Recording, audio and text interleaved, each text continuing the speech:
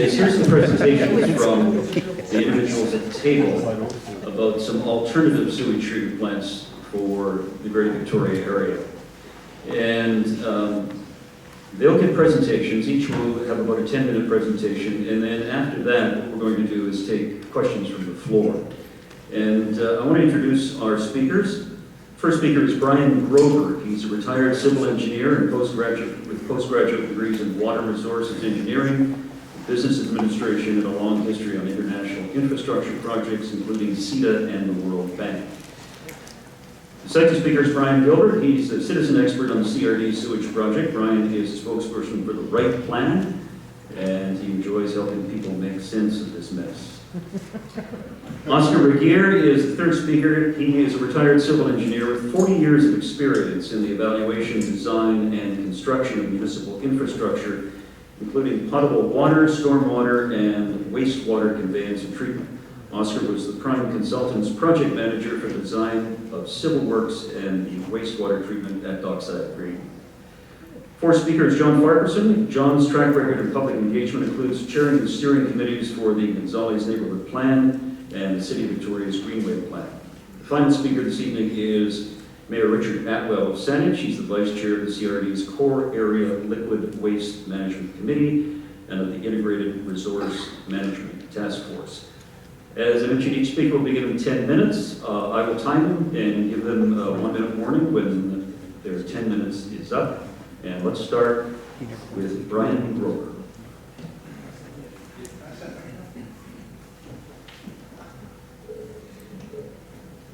Good evening. If you don't mind, I'll sit down because I got a cold and I'm kind of tired. I've only been involved in this issue for about a year. I've lived in Victoria for 5 years, but for the first 4 years, I was blissfully ignorant. I presumed that everybody was doing a fine job and I didn't pay much attention.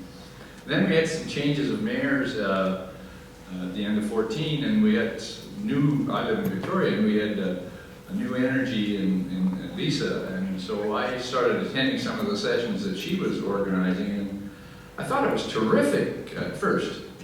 And then not so terrific, because I didn't see much follow-up on the advice that she was being given. Now, my neighbors know that I wrote a book. It's the only book I've ever written.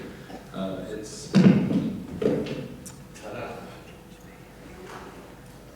that book. That's a book that I wrote when I worked at the World Bank. I spent about a third of my career at the World Bank, about a third of my career at the Canadian International Development Agency, and about a third of my career as a partner in a consulting firm.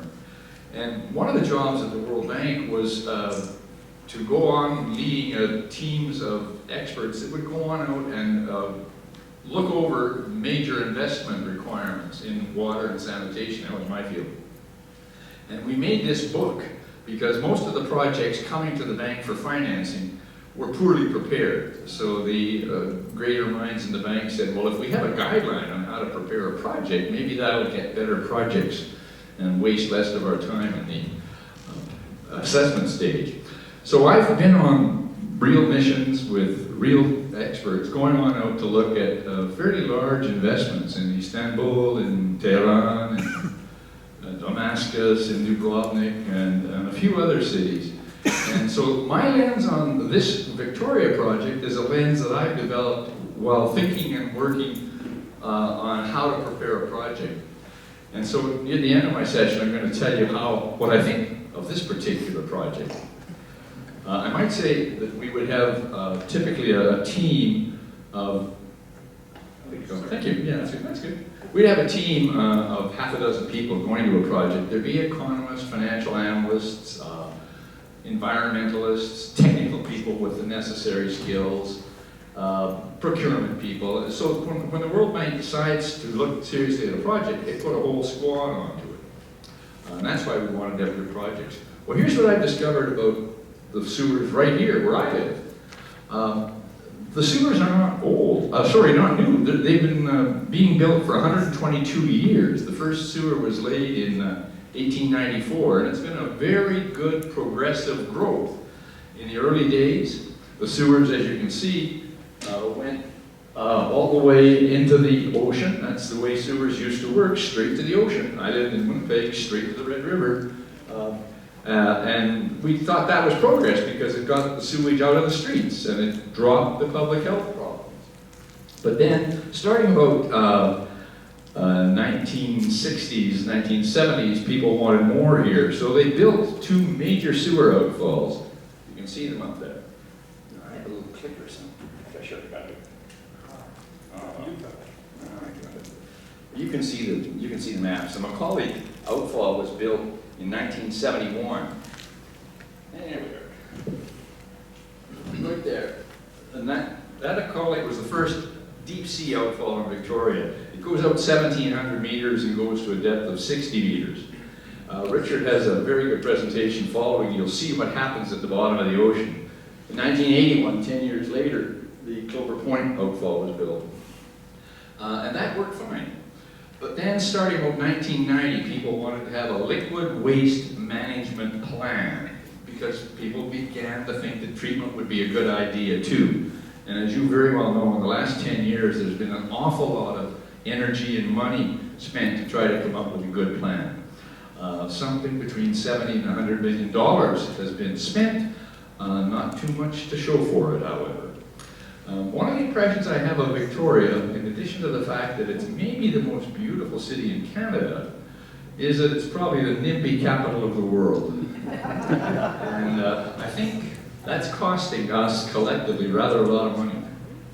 So the issues that I see at the outset are that we've got a federal government fisheries regulation that says we must have secondary treatment by the year 2020, 3 years from now, 4 years.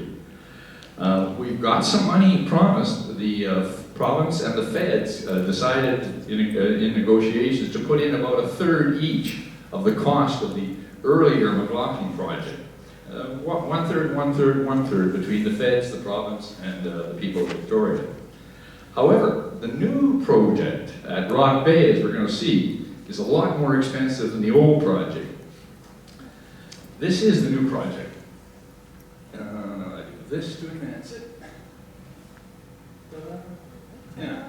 So there you are with the essence of the new project all in one slide. This comes out of the Citizen's Guide. It's available at the CRD storefront down on Douglas Street, and it's available at all of the workshops. There's been 10 already by the CRD. And the essence of it is this.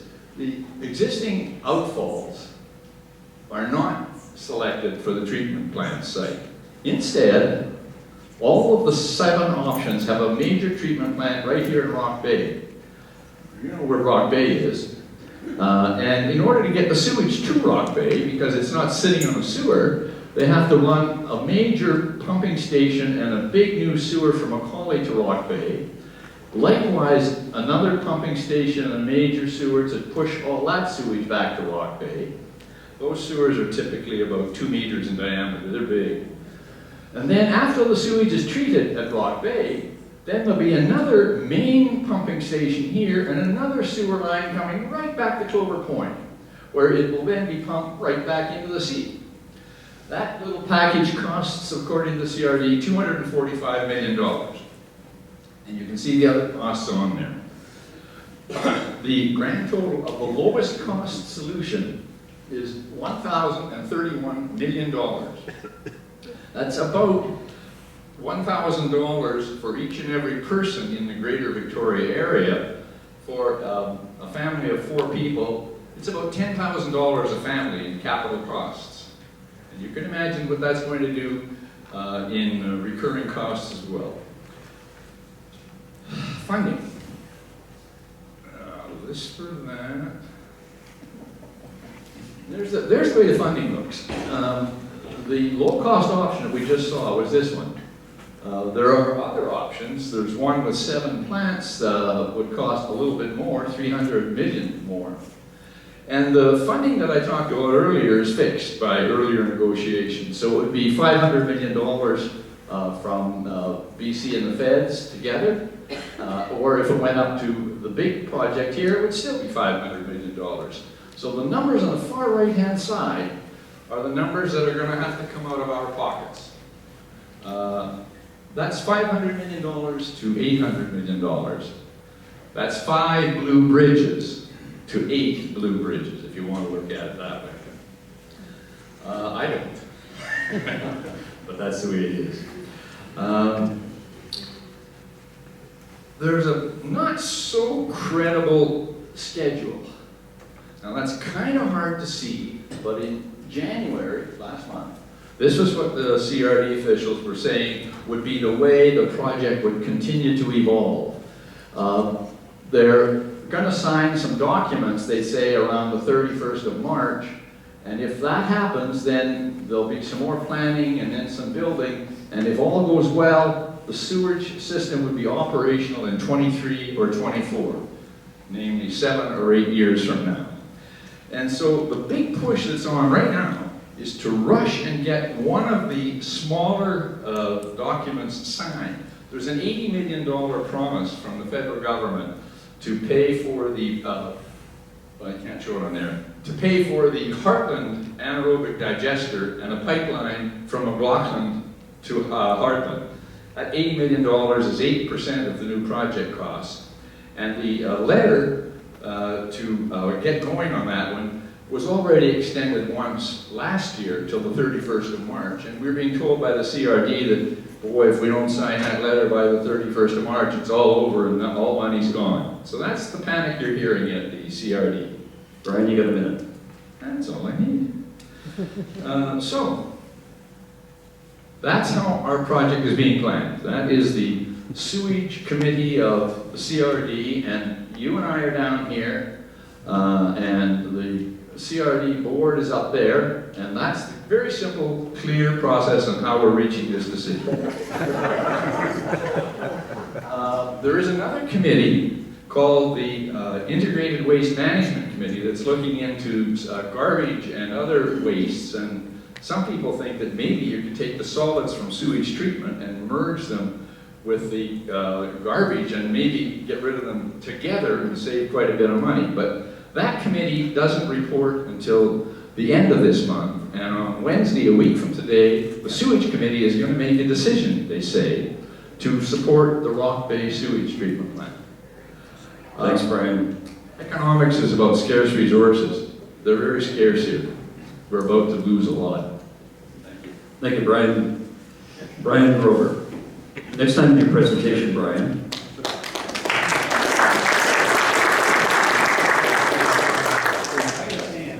Brian, next time in your presentation, can you refer to Victoria as the most beautiful city in Canada? You'll have to call it the very best NIMBY capital of the world. Yeah, that's right. Next speaker is Brian Gilbert. He's the spokesperson for the Right Plan. Yeah, that's good. Good evening. Thank you. That big chart there, well, we're waiting for my presentation to come up. There's one document there, which is the Technical Oversight Panel, a panel of experts that were hired as to give advice and oversight. So they're called TOP. So I may just throw that acronym in. And part of what I'd like to do this evening is just help with the lingo, because there's a ton of lingo here. And so TOP is one of those words. And then the Core Area Liquid Waste Management Committee is CALWMC, blah, blah, blah, blah. So, you know, there's acronyms on acronyms. The integrated, okay, here we go. So this is my presentation, we'll start. So I'm going to give a 101 on what sewage treatment's all about. No, just make sure I've got that. So this is a secondary treatment is the proposal that's on all of the options that we see except for one in the CRD. And secondary treatment is the basic principle. All we're trying to do here is separate the water that went in the first place from all the other stuff. Not just the fertilizer, the human fertilizer, but all the other things that go down the wash. And Mayor Atwell will talk a little bit more, and he's got a very powerful presentation on what is not secondary and what is tertiary. So we'll see that a little bit more, but essentially there's toxins in there, and we're trying to separate them out. Secondary is really just a settling process. It settles the solids, and it skims off stuff that floats at the very top, but a lot of the stuff still goes out. So that's important to remember. It's the toxic brew that still leaves the process, and up here on the right is sort of the representation of the outfall. We need an outfall because it's still toxic. So all secondary processes require an outfall, and that's important. We'll get to the next bit. I'm going to show these two slides a couple times this evening. Tertiary treatment is secondary treatment, but what we do is we add an extra stage on top. Microfiltration, advanced oxidization, blah, blah, blah. But what you really can think about here is it reclaims the water. And when we're talking about tertiary, we're talking about getting to the point where you can go out there and work with it. It's in the garden, it's waterscapes. And I've got a couple pictures here to show you what that would look like. This is where we have in town Dockside Green. That water is from a tertiary treatment plant. It's a beautiful garden. The properties there are worth more. They're higher value because it's beautiful. And it's fictitious, but it could be anything like that. Beacon Hill Park is a constructed wetland. Those waterways down there are fed by our reservoir using our drinking water. It could be fed from a tertiary treatment center. So the basic difference is secondary, you need a deep ocean outfall. Tertiary, you can use it for amenities and also use it for nearshore discharge. It saves money. It costs a little bit extra, but it can save money.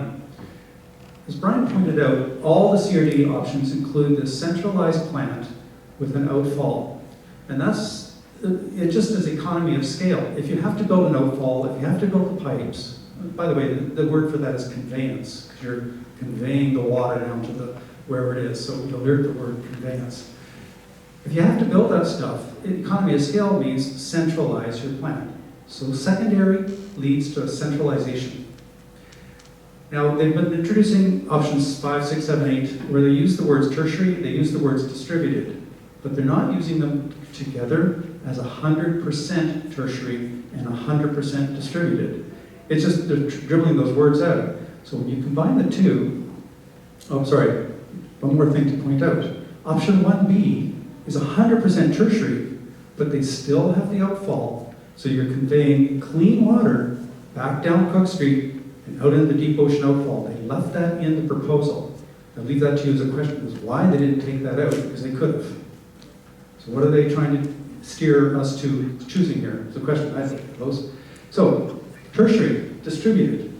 All of those are potential sites that were approved, and Oscar will talk quite a bit more about that, how this works. And basically, we've just cut out all that conveyance. We've saved hundreds of millions of dollars. And that's why tertiary, which costs a little bit more, can actually save a ton of money. The other key things here, if we're building just in time, when you do central planning, you have to build out to the future. You have to think out to 2045, 2050, how's the population growing? So you build bigger plants than you need to, so you're ready for it. With the tertiary modular system, you build just what we need for today, and when we need some more over here, well, we build it. Maybe we even have the developers finance it in some way, because they can actually make money off of it. So it's a financial gain to them. So you build for resiliency and redundancy too, as Oscar will explain. These facilities can support each other and get themselves back up. Okay, so an right plan is a respectful of communities. We're using innovation, and we're taxpayer friendly to benefit the environment, RITE. So that's what we stand for. Anything like fits that. So under $500 million is what we believe it could be done for. Under $500 million. Good time for questions. Now on the other side of this thing, what we have are the leftovers. What do you do with the leftovers? In the CRD plans, the proposal is to do anaerobic digestion. And that's a process of a biological process, and the solids are, well, they're turned into methane. You get about 50% methane, and 50% is left over. The problem with the leftovers is they're still fully toxic, and that's why we banned them here in the CRD. We don't allow any of these to be spread on land here. So then there's a question of what to do with those residuals. This type of plant costs $300 million. This is what they're trying to get the funding for at Heartland. But there's another alternative in the world here, advanced gasification. One of the possible technologies which can convert the residuals, the leftovers, into a hub. It turns it into about 90% energy versus the 50% before. So now you're thinking a lot more money there. It also completely destroys all the toxins that were in there as part of that conversion process. And advanced gasification is a fairly simple process, really, but it's very complex at the same time. Think of a pizza oven. It's very hot. And when you put a pizza into your pizza oven, it cooks in there, and if you forget about it, you leave it, and you come back after a while, what have you got left? There's a bit of ash in the ground, right? You didn't put it on the fire, it didn't burn. What happened to it? It vaporized. That vapor is captured in an advanced gasification plant. It runs very safely, they can run in neighborhoods, they do, they've been around for decades, and you capture the gas, and that's the natural, it's like a natural gas that's used to actually fire the burner again, and to then maybe heat greenhouses or hospitals, anything that's energy intensive. So these types of facilities, you wouldn't normally run at Heartland. You'd actually run them close to where you need the energy, and you'd run them close to where the supply of materials comes from. And one of the main supplies in here is the solid waste that we produce. So we would say on Heartland. And this is called Integrated Resource Management, IRM. That's where you have the IRM task force and another buzzword. And just to validate that this is possible, there's a vendor, the world leader in tertiary treatment, that came forward and said they could treat the whole region if they could optimize a system for $250 million. And the CRD is aware of that. They met with this vendor back in June. And the top technical oversight panel, in summary, says it's feasible, proven technology, and it's the way we want to go. That was just in the last CRD meeting. So, basically to summarize, I'm doing well for time. On the liquid side, secondary treatment leads to centralization. Centralization means conveyance and expense, pipes, disruption, and long time to build. Many years is what I'm trying to do. 8 years. Modular, tertiary, distributed treatment, we can start building now. We can start building pilot projects like here in Saanich, up at the ends of those trunk lines, basically. We start reducing the flow at the lower ends. Proof of technology. We could get some of this done by 2020, I've been told, or very close after that. And actually start reducing our sewage flows out into the ocean. And Oscar will talk quite a bit more about that. And on the solid side, we need to be sure of, what's it say there? Yeah, we want to make sure we put the integrated resource management, or advanced gasification, close to where we are supplying the solid waste and the sewage sludge, which is, I should mention too, it's 5 truckloads a day for the whole region of sewage sludge. There's not very much when they compress it. So you run those trucks at night, so we'll never see the trucks. So trucking isn't really an issue, although it has been a concern. So you'd like to run those locally to where you're going to use the energy. And if I save some time for someone else? You have 1 minute. No, that's fine. Oh, any quick questions? I'll repeat your question. I'd be interested in some more details about how the toxins are somehow magically handled with the Advanced gasification? Yeah. Well, because everything is carbon-based, anything that's carbon-based is vaporized. I'm not an expert in this. I listen to experts and what they tell me. What's left over, only heavy metals are a concern. Those aren't dealt with in the advanced gasification, but all the lighter materials, molecules, are converted into that energy, that gas. They're vaporized. So that's the basic process. I'm listening. Okay, I'm not an expert in this. What I do when I've been like your citizens, I go off and talk to people and then I criticize this stuff. And that's a good question to actually keep in mind as we go forward. I'm not saying this is the solution. I'm saying it's a possible solution and we need to be learning more about it before we go and commit ourselves to $1 billion. Okay, I'm not trying to sell advanced gasification. I want to be a critic of advanced gasification, but I want to get it on the table so we can be a critic. So all I can tell you is what the principle is that I understand. Great. Thanks, Brian. Thank you.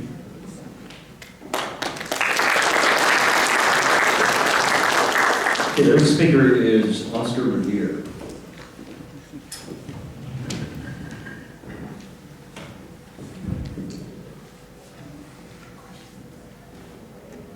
Retired engineer, Oscar Revere. Well, I've been closely involved in this project for the last 2 years, so I don't feel like I'm retired anymore. It's become a full-time job. But what I'd like to do is We've heard before from the first Brian about what the current options are from the CRD and the issues, the problems with those options. We've heard from the second Brian about some of the other concepts that we can look at and try to incorporate. And that's what I'd like to do, is pull those together into another option. And that's the option that we're calling the distributed tertiary option. So what is in the distributed tertiary option? Now, this isn't a completely new option. We've heard about tertiary previously and some of the other studies that CRD has done. But the problems with those were that they still were only doing secondary treatment. And with secondary treatment, they needed the long, deep ocean outfalls. That increased the cost, and that made those projects unfeasible. And again, with distributed, as Brian said earlier, there is quite a NIMBY reaction to distributed plants because I think people just don't understand the concept and the details, and that's their automatic reaction. We've heard about tertiary treatment before from CRD as well in some of their other proposals, but it's usually just an add-on to secondary. They'll take a side stream, a portion of the flow from the secondary plant, treat that to a tertiary level, and use it in a locality where it's feasible. Our plan is 100% distributed, 100% tertiary. So I'll go through these 4 topics and expand on that a little bit. I hope it's not too technical, but we have a chance for questions later on. So here we just have an overview, a map of the existing CRD sewer system. There are 2 drainage areas, the green on the east that goes to Clover Point, the other one on the west that goes to Macaulay Point. All of the local collectors are operated by the municipalities. The CRD only looks after the trunk mains, takes the sewage from the collector mains, puts them into larger pipes and pump stations and sends those down to the outfalls. So basically what we do have in this system is the conveyance, a network of pipes and pump stations and outfalls. What we do not have is an existing treatment plant that would force us into a particular solution or to a particular site. So we have a clean slate in terms of what the treatment option is.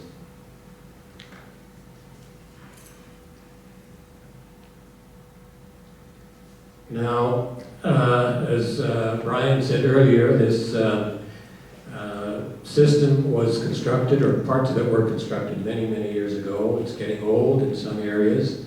There's a lot of I&I, that's inflow and infiltration, leaky pipes, roof drains, sump pumps, and so on that are connected to the sewer system. So that's a significant problem. Whenever it rains, the peak flows can increase by 6 or 8 times more than what they would normally be in a dry weather scenario. And if you get a really heavy prolonged rain, it could be even 9 or 10 times. And the CRD trunk system is just not built to handle those peak flows. So we have overflows of raw sewage to our beaches, to our inner waterways, and so on. And we've seen an example of that just after the last rainstorm. CRD does have a plan to upgrade some parts of the existing system to try to convey those flows so that we minimize the number of overflows, send them all down to Clover or Macaulay. But that costs a lot of money. The current proposal is about $45 million in new conveyance, and you can see them. I've outlined those in red on the map. So in this area, there's the proposed attenuation tank at Harrow Woods. Curry Pump Station is proposed for upgrading, putting the pipeline from Curry Pump Station down to Clover Point, upgrading the pump station there. Likewise in the Macaulay catchment, new pipelines, new pump stations, and a new outfall. Now, with the current option, when those upgrades are done and the flows get to the Clover Point and Macaulay Point, what are they going to do with all that sewage? They're just going to pump it somewhere else. And treat it at another location and then return it to Clover. That, in our opinion, is a very unnecessary expense that is $250 million in cost. We think we have a better option. Now, just looking at one component of the east side system, and that's the East Coast Interceptor, which runs from the Harrowwoods area. There's a flow chamber there, the Arbutus flow chamber, down to the Penryn pump station, down beyond Humber and Rutland, to the Curry pump station,